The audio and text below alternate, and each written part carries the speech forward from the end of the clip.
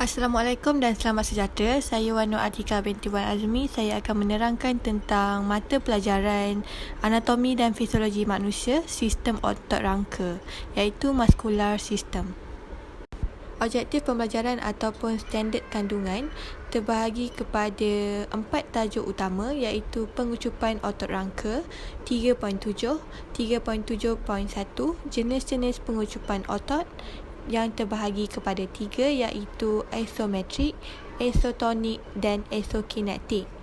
3.7.2 iaitu contoh-contoh pergerakan yang melibatkan setiap jenis pengucupan otot rangka. 3.7.3 hal laju pengucupan terdiri daripada 2, iaitu sentak cepat dan sentak lambat. Aktiviti pembelajaran ataupun ringkasan aktiviti di mana saya akan menerangkan tentang fasa pengenalan penerangan umum tentang pengucupan otot menggunakan slide, dan fasa perkembangan yang kedua menggunakan variasi hot seat dan variasi kinestetik simbol. Assalamualaikum warahmatullahi wabarakatuh. Untuk hasil pembelajaran kognitif, di sepanjang program pengajaran dan pelajaran, murid dapat menjelaskan dengan gambar raja pergerakan dan pengucupan otot. Untuk aktiviti ini, kami menggunakan aktiviti pembelajaran Windows Pen. Windows Pen ini di mana guru melukis gambar raja pergerakan otot dan pengucupan otot di papan putih ataupun carta. Selepas itu, ahli dalam kumpulan bergilir-gilir menyambung dan menerangkan gambar raja tersebut. Jadi, apabila sudah selesai, mereka dapat menjelaskan dengan teliti lagi berkaitan dengan gambar raja, pergerakan dan pengucupan otot. Untuk yang seterusnya ialah menulis semula pergerakan dan jenis otot. Di sini kami menggunakan kaedah aktiviti showdown, di mana setiap pelajar diminta menulis semula pergerakan dan jenis otot dalam tempoh masa yang ditetapkan. Dan setelah itu, dengan tempoh masa yang ditetapkan, semua diminta untuk tunjukkan hasil jawapan ataupun hasil yang telah dipelajari, sama ada betul atau salah. Untuk pelajar yang salah, diminta untuk perbetulkan dan dikukuhkan lagi, manakala pelajar yang betul diminta untuk menjelaskan sedikit supaya menjelaskan kepada rakan untuk mereka sama-sama memahaminya. Seterusnya, membezakan jenis hal laju pengucupan otot. Hal laju pengucupan otot ini adalah fiber otot boleh diklasifikasikan mengikut kelajuan pengucupan otot. Hal laju pengucupan otot berbeza mengikut aktiviti yang dilakukan. Terdapat 2 jenis fiber otot yang mempengaruhi hal laju pengucupan, iaitu fiber sentak cepat, fiber sentak lambat. Peratusan fiber sentak cepat dan lambat ini dalam otot bergantung kepada bakar, fungsi dan latihan seseorang individu. Perbezaan hal laju pengucupan otot dalam suatu pergerakan melibatkan 2 jenis fiber otot rangka, iaitu seperti yang diperhatikan tadi ialah fiber sentak cepat dan fiber sentak lambat. Fiber sentak cepat ini berbentuk besar dan berwarna putih, sesuai untuk melakukan aktiviti berintensiti tinggi. Dan seterusnya, fiber sentak lambat, perbezaannya adalah bentuk lebih kecil dan berwarna merah, sesuai untuk aktiviti bagi jangka masa yang panjang. Sebagai contoh, aktiviti berjogging dan maraton. Fiber sentak cepat juga mempunyai keupayaan anaerobik yang tinggi. dan sesuai untuk aktiviti berintensiti tinggi, pantas dan memakan masa yang pendek. Sebagai contoh, aktiviti lari pecut. Fiber ini menyebabkan atlet mudah menjadi lesu. Fiber sentak lambat pula keupayaan aerobik yang tinggi, tidak mudah lesu, pengucupan dalam jangka masa yang panjang. Seterusnya, mempamerkan lakuan halaju pengucupan otot. Cara untuk mempamerkan haluan halaju pengucupan otot ini adalah dengan cara menghasilkan pergerakan. Semua pergerakan badan kita dihasilkan oleh pengucupan otot. Pengucupan otot membolehkan kita berjalan, berenang dan mengangkat barang. Otot rangka juga membolehkan kita berupaya bertindak dengan pantas mengikut perubahan yang berlaku di sekeliling. Otot rangka juga membolehkan kita melakukan berbagai-bagai ekspresi muka seperti tersenyum dan bermuka masam. Selain daripada menghasilkan pergerakan, mengekalkan postur juga merupakan cara untuk mempamerkan lakuan halaju pengucupan otot. Kombinasi saling tindakan otot-otot rangka yang berlainan membolehkan kita mengekalkan postur badan seperti berdiri, duduk dan menundukkan kepala apabila menulis. Fungsi ini berlaku secara berterusan supaya mengekalkan kedudukan badan tersebut. Yang ketiga, menstabilkan sendi. Semasa melakukan pergerakan otot rangka juga menstabilkan sendi-sendi, terutama pada pergerakan yang melibatkan banyak sendi. Sebagai contoh, lakuan dalam sukan memanah. Seterusnya, memperbagaikan sentak cepat dan sentak lambat. Seperti yang diperkatakan, sentak cepat ini merupakan aktiviti yang berintensiti tinggi, pantas dan mempunyai masa yang pendek. Selain daripada lari pecut, aktiviti pelbagai sentak cepat adalah berenang, kerana berenang mempunyai masa dan jarak yang pendek. Dan untuk fiber sentak lambat pula, selain daripada aktiviti berjoging, maraton, berbasikal juga merupakan aktiviti yang memperbagaikan sentak lambat. Ianya kerana fiber ini tidak cepat lesu dan boleh menghasilkan pengucupan dalam masa yang panjang. Berbasikal merupakan keupayaan aerobik yang tinggi sesuai untuk aktiviti jarak jauh. Seterusnya, pembelajaran abad ke-21 semasa PDP kami menggunakan dalam fasa penutup kami menggunakan dua aktiviti, iaitu same different dan role play. Same different adalah dua orang murid dalam kumpulan mencari persamaan dan perbezaan dalam dua gambar yang ada pada setiap orang daripada mereka. Kemudian mereka bandingkan jawapan mereka. Akhir sekali, tukar pasangan dalam kumpulan. Yang kedua pula adalah aktiviti role play, iaitu murid diberi peranan dan watak. Seterusnya, murid diberi masa untuk membuat persediaan. Setelah selesai membuat persediaan, murid membuat persembahan dengan memainkan peranan masing-masing. Ini adalah salah satu fasa-fasa yang kami harus terangkan kepada pelajar yang berada di dalam kelas, iaitu fasa pengenalan. Kami akan membuat tayangan video pengenalan anatomi dan fisiologi manusia tentang pengucupan otot, dan aktiviti guru pula adalah guru akan menayangkan video berkaitan pengenalan pengucupan otot rangka secara ringkas dan jelas. Aktiviti ini mencukil idea pelajar perlu meneka topik yang ingin diajar oleh guru di dalam kelas, dan aktiviti murid pula pelajar dikehendaki memberi maklum balas apa yang bakal dipelajari berdasarkan video yang ditayangkan, dan murid perlu memberi perhatian di dalam kelas. Alat bantu mengajar menggunakan laptop dan projektor. Fasa perkembangan ini saya menggunakan variasi hot seat di mana guru perlu meminta pelajar untuk membuat kumpulan kecil dan menerangkan tentang jenis-jenis pengucupan otot, isometrik, isotonik dan isokinetik. Alat bantu mengajar menggunakan lakon dan perbuatan daripada pelajar yang memahami penyampaian setiap jenis pengucupan otot. Variasi yang kedua dalam fasa perkembangan iaitu kinestetik simbol.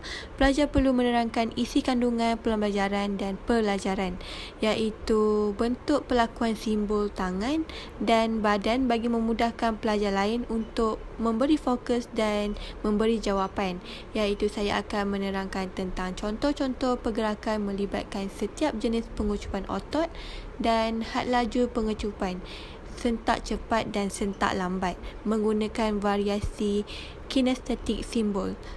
Di sini saya memberitahu tentang aktiviti guru dan aktiviti murid.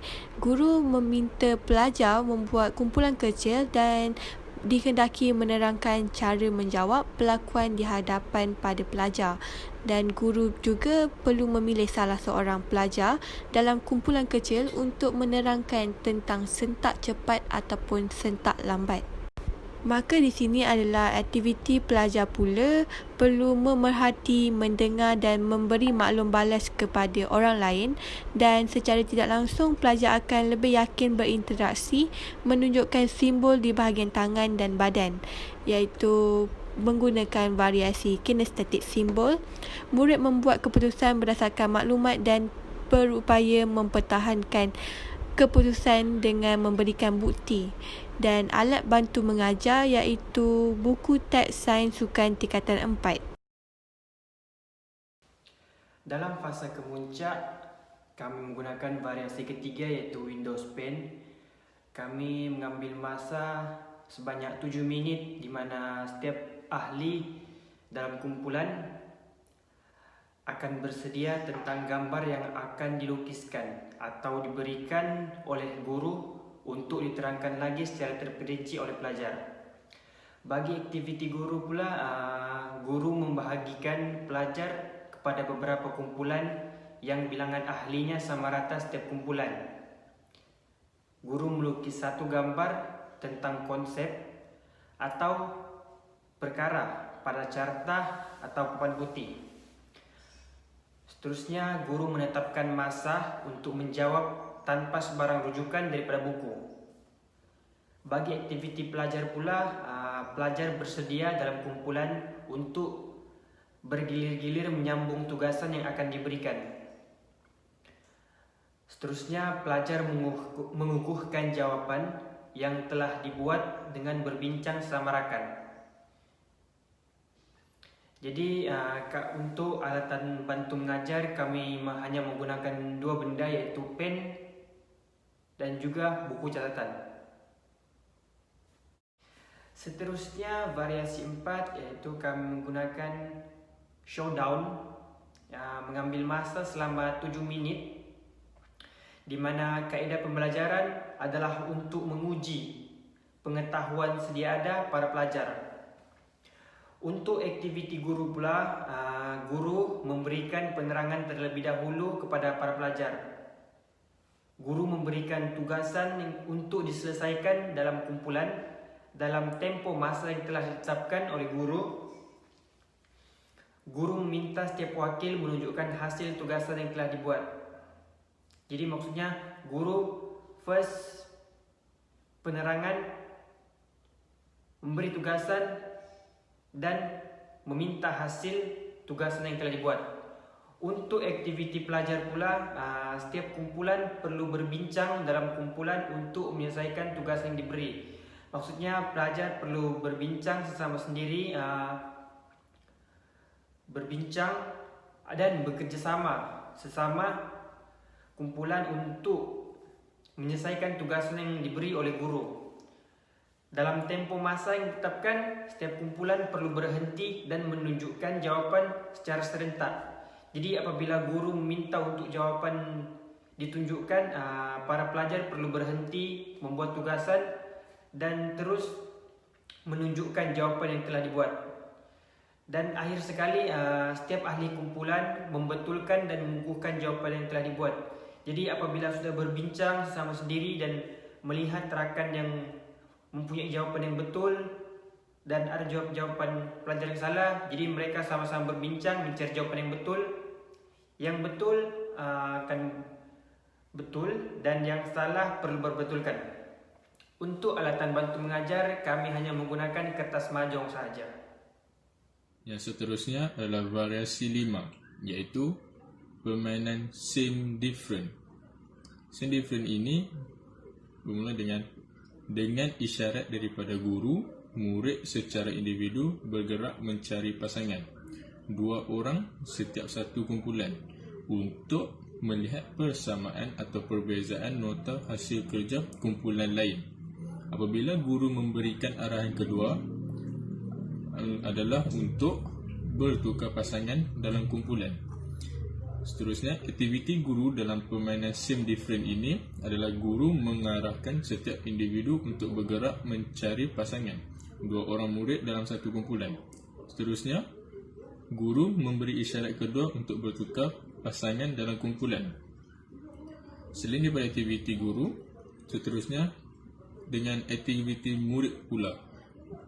Yang pertama, 2 orang murid dalam kumpulan mencari persamaan dan perbezaan dalam 2 gambar yang ada pada setiap orang daripada mereka. Kemudian mencatat bandingan jawapan mereka. Akhir sekali, tukar pasangan dalam kumpulan. Dengan game same different ini, alat bantu mengajarnya adalah dengan menggunakan buku catatan untuk membuat nota persamaan dan atau perbezaan hasil kerja yang dilakukan oleh ahli kumpulan lain ataupun kawan-kawan lain. Seterusnya, pen untuk menyalin nota dan gambar untuk melihat perbezaan atau persamaan daripada setiap individu. Seterusnya adalah variasi 6, iaitu permainan role play. Permainan role play adalah suatu cara penguasaan bahan-bahan pelajaran melalui perkembangan imajinasi dan penghayatan pelajar. Permainan ini pada umumnya dilakukan lebih dari 1 orang. Hal itu bergantung kepada apa yang dilakukan. Aktiviti guru dalam permainan roleplay ini adalah guru akan meminta pelajar untuk membuat kumpulan untuk melaksanakan aktiviti roleplay.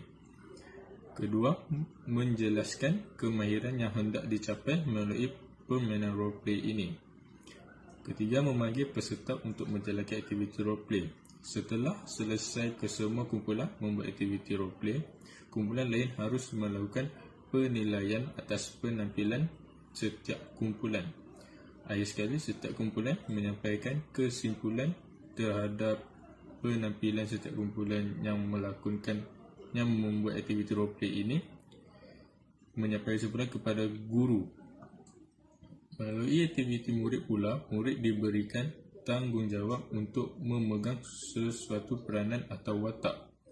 Murid diberikan masa untuk membuat persediaan. Akhir sekali, murid membuat persembahan dengan memainkan peranan dan watak yang telah diberikan. Untuk penilaian, menjawab kuis pada kertas yang disediakan oleh guru, di mana guru akan menyediakan satu tugasan kepada pelajar, dan pelajar diminta untuk menjawab kuis bagi memudahkan tahap pengetahuan dan pemahaman pembelajaran pada hari tersebut, iaitu berkaitan dengan pengucupan otot. Untuk alatan bantu mengajar, kami menggunakan 3 alat bantu, iaitu laptop, kertas soalan dan juga pen. Bagi aktiviti penutup, kami mengambil masa sebanyak 5 minit, di mana guru merumuskan keseluruhan tajuk, iaitu berkaitan dengan pengucupan otot, dan guru menyoal beberapa pelajar apa yang mereka pelajari daripada aktiviti pemahaman. Jadi maksudnya apa yang telah mereka pelajari daripada keseluruhan yang aktiviti yang telah dilakukan. Dan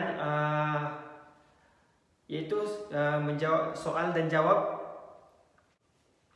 Untuk refleksi, terdapat beberapa orang pelajar yang tidak memahami apa yang telah dipelajari kerana tidak mengikut arahan.